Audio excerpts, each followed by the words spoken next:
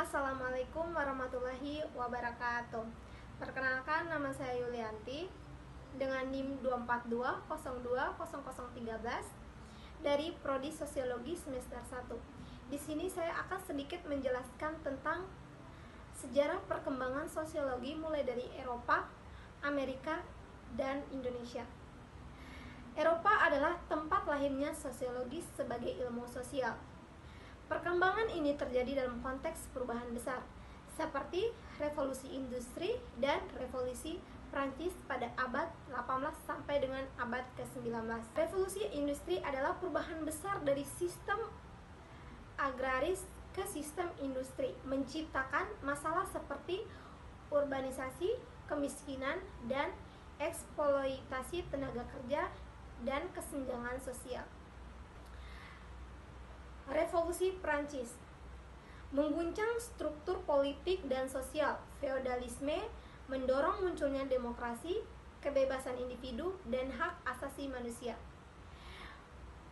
Menginspirasi para pemikir untuk memahami dinamika perubahan sosial. Pendiri sosiologi adalah Auguste Comte, dikenal sebagai Bapak Sosiologi.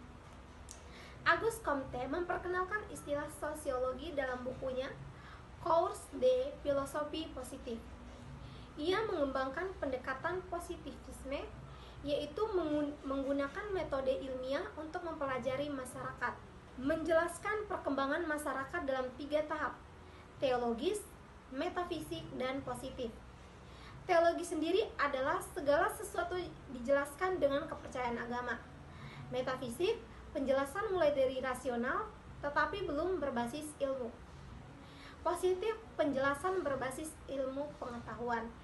Emile Durkheim membuat sosiologi menjadi disiplin akademi formal, fokus pada fakta sosial seperti norma, adat, dan institusi yang mempengaruhi perilaku individu. Salah satu karya pentingnya adalah Suicide yang menunjukkan bahwa bunuh diri dipengaruhi oleh faktor sosial seperti integrasi dan regulasi. Durkheim juga mengembangkan konsep solidaritas, mekanik, dan organik. Mekanik sendiri adalah solidaritas di masyarakat tradisional, di mana orang terhubung melalui kesamaan. Organik adalah solidaritas di masyarakat modern, di mana orang terhubung melalui saling ketergantungan. Karl Marx menyoroti konflik kelas dalam masyarakat. Ia menjelaskan bahwa sejarah masyarakat adalah sejarah perjuangan antara kelas dominan dan kelas pekerja. Dalam kapitalisme, pekerja mengalami alienasi, keterasingan dari hasil kerja mereka. Max Weber memperkenalkan konsep tindakan sosial, yaitu tindakan individu yang bermakna dan dipengaruhi oleh tujuan tertentu. Dalam bukunya The Protestant Ethic and the Spirit of Capitalism, ia menjelaskan bahwa etika kerja Protestan mendorong kemajuan kapitalisme di Barat. Ciri khas sosiologi di Eropa lebih teoritis dan filosofi, fokus pada struktur sosial, perubahan sosial, dan konflik. Perkembangan sosial di Amerika.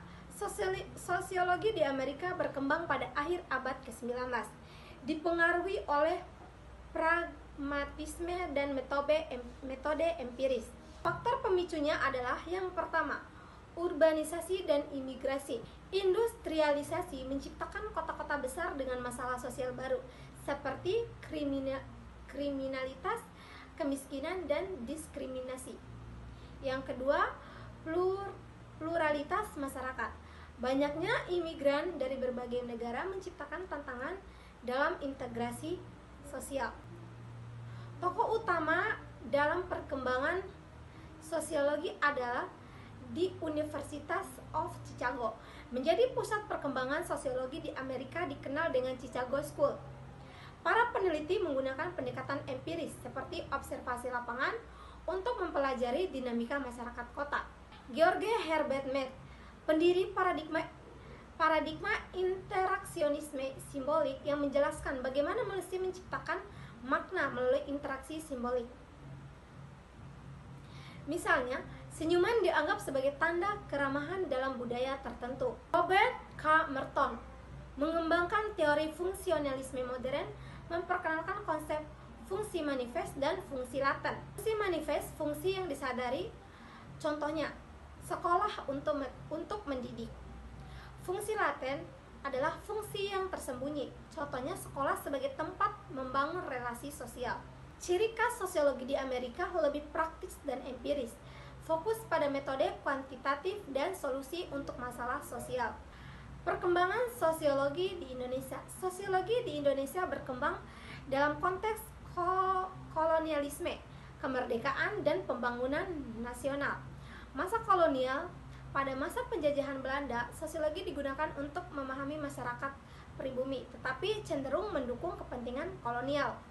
Snow Hurgronje, seorang orientalis Belanda, menggunakan studi sosial untuk mengelola konflik agama di Indonesia. Masa kemerdekaan 1945 sampai dengan 1960. Setelah Indonesia merdeka, sosiologi mulai diajarkan di universitas untuk mendukung pembangunan masyarakat baru. Fokusnya adalah pada integrasi sosial dalam masyarakat yang sangat beragam.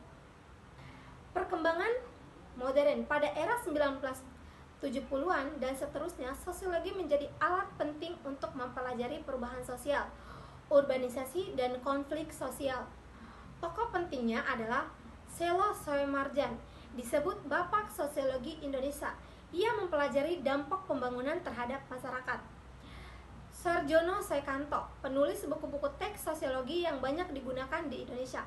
Kini, sosiologi di Indonesia digunakan untuk memahami isu-isu seperti kemiskinan, konflik etnis, ketimpangan gender, dan globalisasi. Ciri khas sosiologi di Indonesia fokus pada masalah lokal seperti pluralitas budaya, pembangunan, dan konflik antar kelompok. Menggabungkan teori global dengan konteks lokal.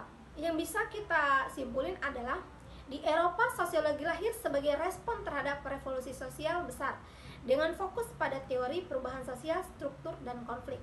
Sedangkan di Amerika, menekankan studi empiris dan penerapan praktis untuk memecahkan masalah sosial di masyarakat multikultural. Indonesia sendiri berkembang sebagai alat untuk membangun masyarakat setelah